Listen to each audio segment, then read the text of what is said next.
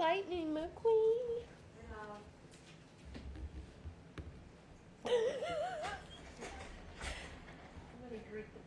Hello, mate. The Lord Has spoken. is speaking.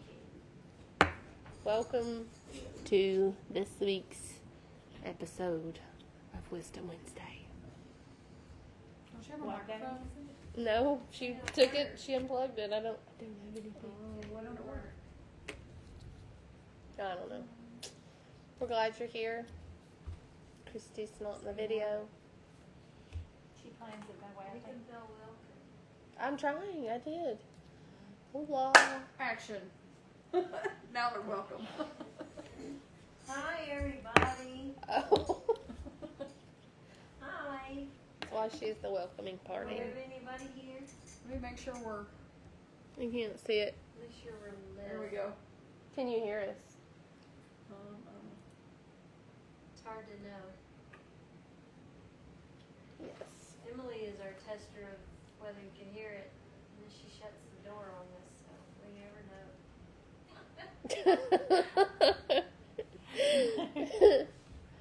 Alright, if you cannot hear us, please comment so we know that you cannot hear us. Yes, you can hear us. Perfect. Emily's giving the thumbs up. Emily's giving the thumbs up. She is. Sweet. Sure it's her thumb.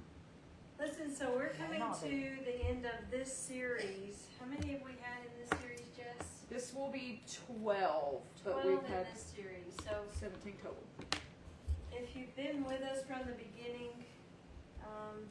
we've covered weakness and grace. We've covered daily surrender, craving loops. We've covered renewed mind and relapsed hearts. We've covered boundaries and forgiveness, diamonds and identity, wilderness and progress. So through all that, if you've continued to show up, we're thankful that you've done that, because we're doing this as much for y'all, as we are for ourselves. So we hope that y'all are getting something from this, that it's meaningful for you. And if you have anything that you would like us to discuss or to cover, we would love for you to give us some suggestions. We want to cover topics and life circumstances, struggles in your recovery, that might be helpful or meaningful to you. And we also are going to start working toward inviting individuals who can share with us, who we can bring into the room that can share their journey of recovery and overcoming obstacles with you. So stay with us and invite people to tune in. And again, we would appreciate your feedback. That just helps us. Just know we are getting rid of Joanne's chair real soon. ASAP. We're sorry if you can hear that, but Was it a If rock? you have a chair you would like to bring her with a big bow on it, the address is 387 Old Lantana Road. yes. Take Preferably donations. soft cushiony and has Soft, squishy. Tomorrow she'll be on the floor, so she would need a chair. hard to work from But the no, floor. these conversations are all written for you, not just us, but for you, and with you in mind, hoping that you find exactly what you need and exactly the right moment, because we believe that as God puts these topics in front of us, He ordains all things, and if the Holy Spirit is there, then He's reaching your hearts, and these are truths that can be applied to your life. If this is your first episode, welcome. We're glad you're here. This one today will stand on its own, but we hope that you'll enjoy today, and we hope that you'll come back. But today's episode is about something that I think sits underneath every other thing we've talked about in this series. It's not a technique or a practice or a refrain, but it's something more foundational, something that holds when all the techniques fail and the practices slip and the refrains don't come fast enough. We're focused today on being anchored, and we're coming with scripture verse out of Hebrews. It's chapter 6, verse 19, which says, "We have this hope as an anchor for the soul, firm and secure. It enters the inner sanctuary behind the curtain. An anchor for the soul. It's not a map. It's not a guarantee that the water will be calm. It's not a promise that the storm will be brief. But it's an anchor. It is that thing that holds you in place when everything around you is moving. It's something that keeps you from drifting beyond reach. It's something that does not require the sea to cooperate in order for you to do its work. Today we're going to talk about what it means to be anchored rather than healed overnight. Or we are going to normalize the ongoing nature of healing. Recovery isn't one day and you've mastered all things. It's not 1 week, it's not 1 month, it's not 1 year, and you've got it mastered. Recovery, once you get into recovery, it's the rest of your life journey. And so today's scripture, Hebrews 6:19, is going to speak of that anchor. And what is that anchor, and how can you use that anchor to journey your future with a hope as an anchor, not as a feeling, but as a theological reality. So, Jessica, we'll start with you. What is the long-term discipline? The uncomfortable, unglamorous, nobody likes staying, the power of staying, the anchor. So long-term faithfulness is, it's kind of a crazy place to be, because when you get into, when you start getting into what people consider long-term recovery, like, it's not dramatic, you don't get a lot of attention, you don't have people patting you on the back for every milestone that you have, and even in the milestones in the beginning, like, the gap gets further and further, because you go from 1 day to 30 days to 60 days, and then you go to like 6 months, and then it's like a year, and then it's 2 years, and so the accolades, for lack of a better term, get fewer and further between, but the day-to-day is still there. Like, the day-to-day choice of, okay, I'm going to do this again today. Nobody's going to congratulate me today. Nobody's going to pat me on the back today. But it's one of those things that it's like, I know that I chose today to remain faithful in my recovery. And even more than that, God knows that I chose again to be faithful in my recovery. And so, it's not as dramatic as early recovery. You're not having breakthrough moments all the time. You don't have a lot of turning points. You might have some, but again, they're not going to be as, like, awe-inspiring or shocking or whatever. There's less, I guess there's less, what's the word I'm looking, like, confirmation from people. But it's kind of, to me, it's the process of understanding that the discipline is the thing. It's not the feeling about the discipline. And so I kind of put in my notes here, long-term faithfulness, long-term recovery, is easily taken for granted. We don't talk about it a lot. I don't know why we don't talk about it more. But it parallels, for me, integrity. Like, am I choosing this when nobody's around to see me choose it? Am I choosing this when nobody is patting me on the back for it? Am I choosing this when no one else is looking? Because at the end of the day, my anchor is my God, and my God is always watching me. And I don't, not that, I don't even know that we have the potential to disappoint him, but, like, I don't ever want that. I don't want that to be a thing that haunts my spirit. It's like, did I disappoint my Savior today? And that's just me. It's not to make this whole thing like super spiritual, but you know, at the end of the day, it is. Long-term faithfulness is harder in some ways than early recovery. In early recovery, like it's a crisis. It's urgent. Like we got to get this done. I got to do this or I'm going to die. It kind of gives you, it's like, it gives you adrenaline. Like it gives you a lot of motivation in early recovery. You have a clarity because you're coming out of like a really dark spot. Like when you first come out of a dark room into the light and everything, you know, coming out of jail, you know, everything's so pretty. The grass is so green, you know. To keep choosing that though, without a dramatic reminder of what you're walking away from, being able to choose the rewarding type of hard is a different kind of hard, and it deserves to be talked about. Long-term faithfulness also produces something that early recovery cannot, which is depth. It's not the same kind of depth of, like the depth of suffering that we talked about in earlier episodes, but the depth of a person and the depth of a spirit that has been tested over time and found faithful. The depth of having the opportunity to fail and choosing not to. The depth of knowing the difference between all the versions of yourself.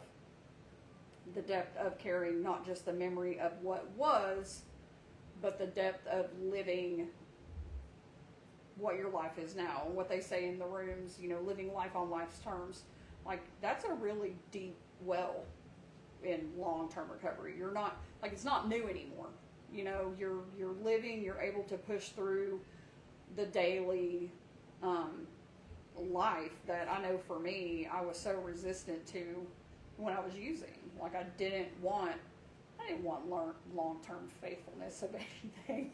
Like, I didn't even keep the same prepaid phone number for more than 30 days. I was switching it up. There's no shortcut to it.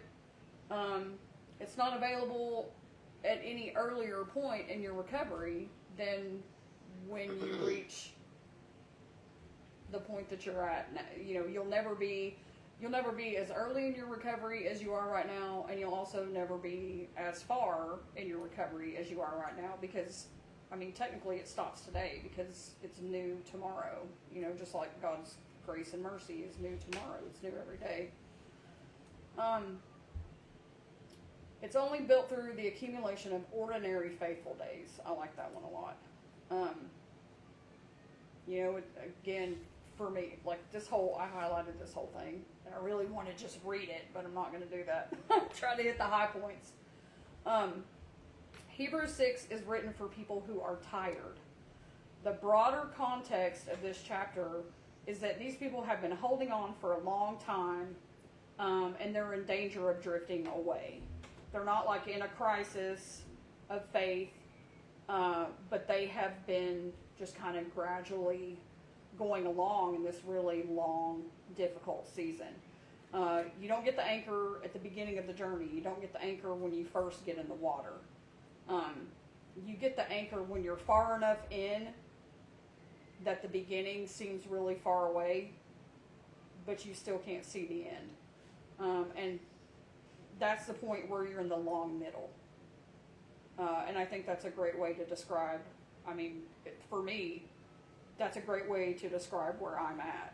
You know, I'm 10 years in. I'm in the long middle, you know, and that's where you want the anchor to hold you there and to hold you steady, because you're in that spot where it's like, okay, I'm really far away from where I've started, but I know I have so far to go. And so it's at that point where it's like, you know, it's the wilderness thing again. It's like, I know the promised land is out there, but I can't see it. But like, I am way too tired to swim back there. So, I think something about that spot too is, in my mind, it's almost a place where I'm far enough in, but I still cannot yet see the final destination, and it sometimes feels like, what's it matter anyway, because nobody really cares. is this it? Yeah. And I think what's super important to remember, that, which, you know, is part of the work getting to that point, is it's so important to recognize your value and your worth in God's eyes. I think it's so important that when we get there, and it may not matter, and nobody may care. I think that's a stretch, but when you get to that point that you feel that way, it may land on however I care. I've got to love me, and I think we talked about this actually this week, but even telling my daughter, she's got a tattoo that says I am enough. And so I just reminded her this week, I'm like, what does that say? Are you? Are you real? Do you believe that? I mean, you actually have the mark on your body. Do you believe that? And so there are those times where it feels like they may be in it alone, and who cares? But it's that anchor that reminds us that I care. So, and, you know, I know we've all said this in our journey most recently. I love you, but I also love me. And I can choose me. And when nobody else really matters, or it feels like we don't matter to anybody else, we matter to our Heavenly Father. And sometimes that's the anchor right there in the in-between. And I think too, it's the part of the journey where, like, when it comes down to it, am I really okay with me? Am I really okay with who I am right now, without the, oh, it's been a year, you're doing such a good job, oh, you're doing this, oh, you look so healthy, you're, all of the things, when all that is quiet, and I'm a big atta-girl, like, I love a good job, I strive for, I'm not perfect by any means, but like, I really push towards that. I hate messing up, I hate being wrong, I hate not knowing what I'm talking about, all of the things. And so it's at that point where it's like, am I okay with me? Like, where I'm at right now, is it okay with me? Because if it's not, then I'm not anchored, and I'm going to drift back to the beginning. But if I am, and I can hold steady, and I know that God's holding me steady, even though I can't see the end, and I can't see the other side, and I might not even know which direction I'm really heading in, I know that I can hold steady in this moment because I know who I am, and I know that I'm okay. And that's a really, it's a really cool place to be. I have my moments, but for the most part, like, I know who I am, and I know what I'm made of, and I know what I'm about, and it's not a question for me anymore. So even without all the, good jobs or whatever, it's still, I can kind of give myself a high five, So, but at the end of the day, like, that's the person I need to be okay with the most is me. So is there, is it measured progress? Is there you need to be so far by a certain amount of time, or you're falling behind, or you're getting ahead, or is there a... So, wherever you're at, let me say you're not behind. You're not behind. Whatever timeline you started this journey out with in your mind of, I will be healed from these things by this point, or, a year in, I should be past so-and-so. It's not that you're behind, it's that the timeline that you've had laid out doesn't fit the work to be done. That's the only place that there's been a shift. You might think of how, you thought certain things would be resolved by this point, or I would be past those old wounds, and there's just no way to set a timeline on that. And this compares it like to a wound, and if you have a deep wound, like a deep physical wound, well, for one, if it's healed quickly, it may be just that you've got the Band-Aid on it. But for it to actually heal, it has to go down in there, and it takes it a while. Like different stages, a wound has different stages, a physical wound has different stages of healing. Like first, it might be numb. I think about a cut. I had this terrible cut on my hand. And at first it didn't hurt because it was numb. Well then, once the numbness went away and it started healing just a little bit, it was very sore and very painful for a while. And once it got through that painful, even after, a lot of the healing was done, there was still an itch there. It was still itchy, like, for a long time. So, you should, it's a time that you can be thankful if the healing's taken longer than your plan was for it. It maybe is more certain that it's healing instead of just being bandaged and getting you on through. And I know for myself, like, those quick, the addiction for one, that's like a quick fix for those wounds. And you think, oh, well, I'm over that. And when, that's the Band-Aid. And that's not what you want it to heal with anyway.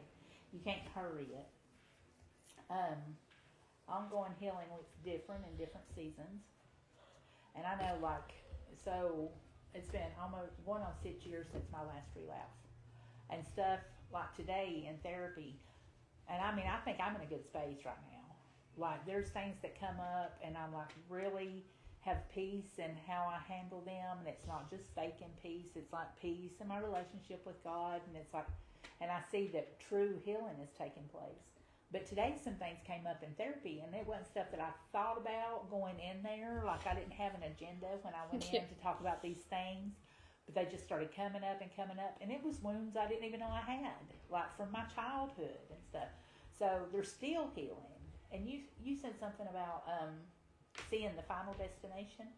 I don't think there is one until we die. I agree. I think there's always going to be stuff. There's going to be stuff from way back there that we're going to still have to continue to heal from. And there's going to be new wounds. Like, even though I'm in a really good space, I'm going through some stuff with somebody that I love very dearly. And we've chosen to separate that relationship.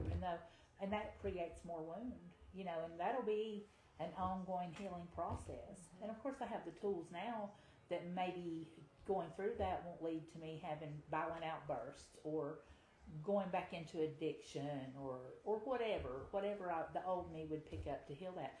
But still, that's a new wound. It's just being developed. Yeah. That X amount of time from now, I'm still going to, I'm going to have to heal from. But, God's there. He's got us. As long as we stay founded and keep doing the next right thing. This says, that is what the anchor holds. Not the promise that the healing will be quick, the promise that it will be held, that you will not drift away from it, that the work will not be abandoned, that the soul doing the healing will not be lost in the process. Firm and secure, not fast, not glamorous, just firm and secure. Yeah, that's a special place to feel that that firm and secure, to feel that anchor, and to be comfortable. There's that peace that passes all understanding when that anchor is all that you need. When that anchor is the presence of that anchor and the assuredness of that anchor is all that you need, because moments are going to be new every day. Circumstances are going to be new as long as we're breathing.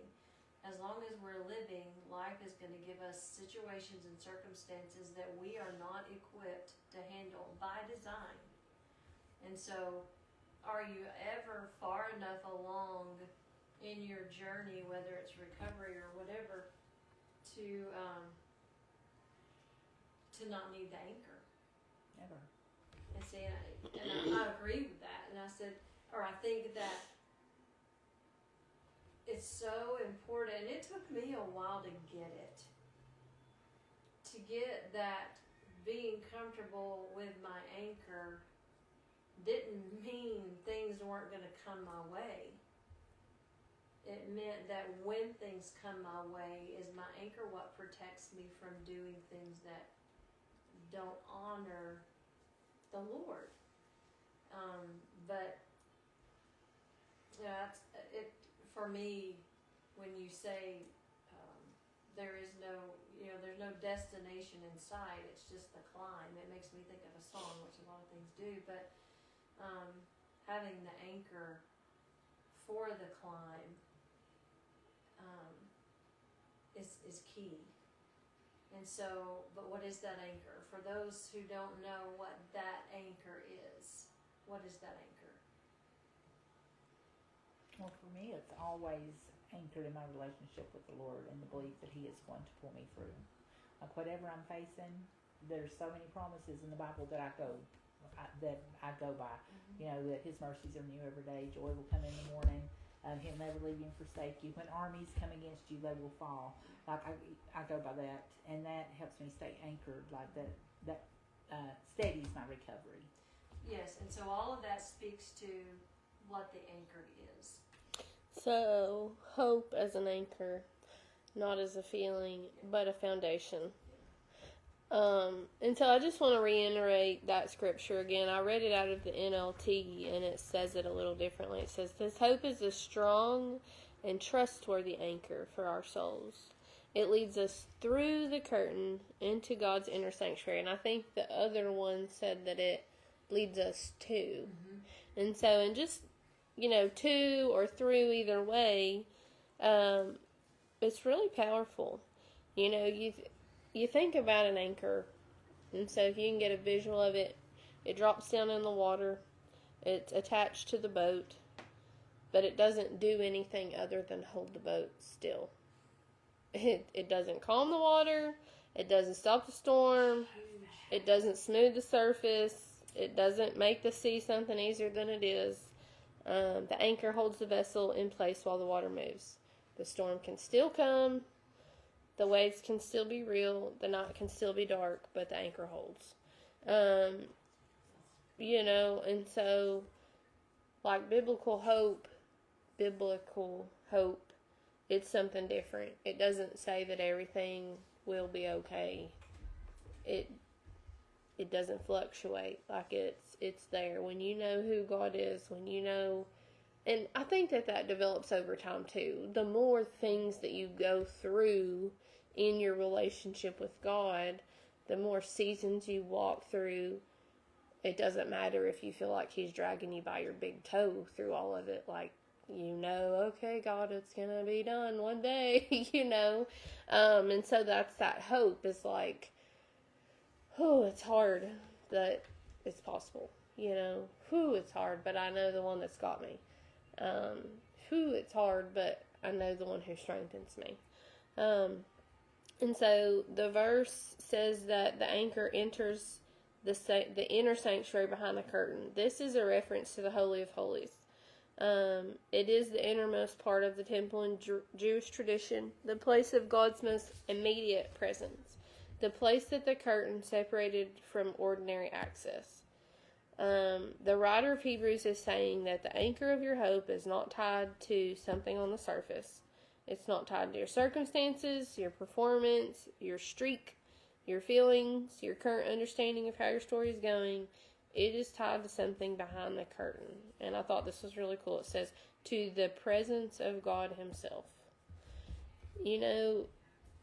When we use other things to hope in, we are not face to face with Him behind that inner curtain.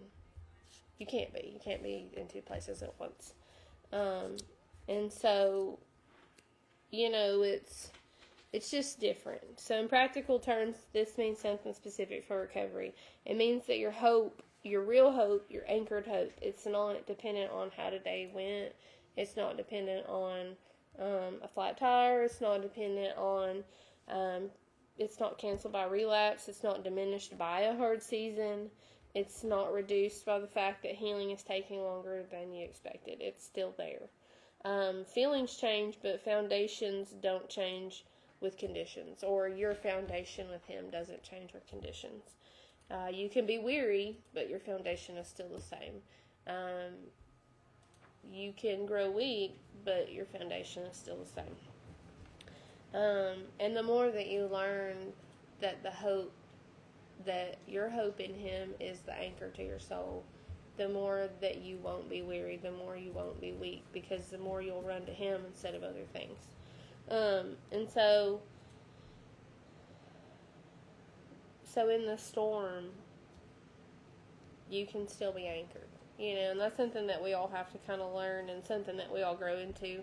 But something I want you to carry into everything that comes after the season.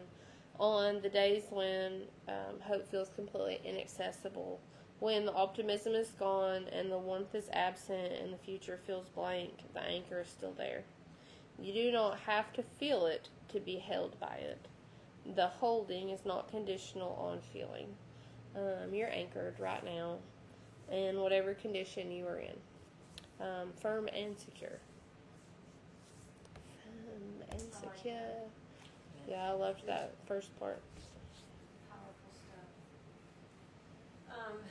The favorite part of what you said is about the anchor, the boat. Does it mean that the storms won't come? Yeah. It makes me think about being on, like when you're on that super huge boat, when you're on that's like a 10-story building. Yeah. And those engines have got to be just like all the time.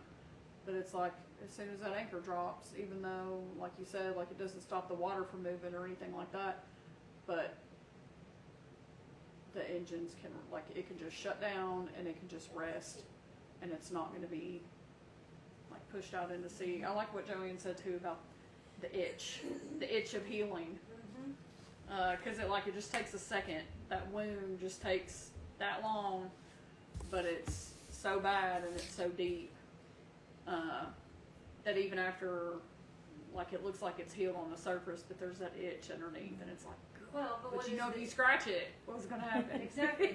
Yeah, and so the itch is the final phase of healing. And it's the longest. It's the longest, and so it can be in the final phase of healing. But if we can't resist the itch, what have we done? We've created the wound all over again. Yeah. What you got? So in closing this out, we want to focus on what we're carrying forward. So we're going to close it out. We're just going to take a few minutes to look back. We're not trying to measure how far anybody's come. This is not to evaluate, if you used this season well, if you fell in this season, if you sat in a bad season too long. It's just to acknowledge what was here, and send us forward with something to hold on to. So in these 12 weeks, we have talked about weakness as a place where grace does its best work. We talked about daily surrender. We talked about, in daily surrender, giving yourself permission to ask only for today's bread and for today's strength. We talked about renewing the mind. We talked about the thought, feeling, behavior loop and how to interrupt that. We talked about grace for the relapsed heart. We talked about mercy being new every morning. Not new once you've earned it, but new every morning. We talked about identity beyond the label. We talked about being a new creation rather than a summary of all your worst chapters. We talked about waiting without numbing. We talked about impatience as a trigger, learning to sit with what is real. Feelings as information rather than commands. And we talked about the pause between feeling and action where everything changes. We talked about diamonds. We talked about darkness and pressure and the long, painful process of producing something that catches light in a way that nothing else can. We've talked about forgiveness without reconciliation. We've talked about internal release and locked doors that can coexist. Boundaries as protection, guarding your heart.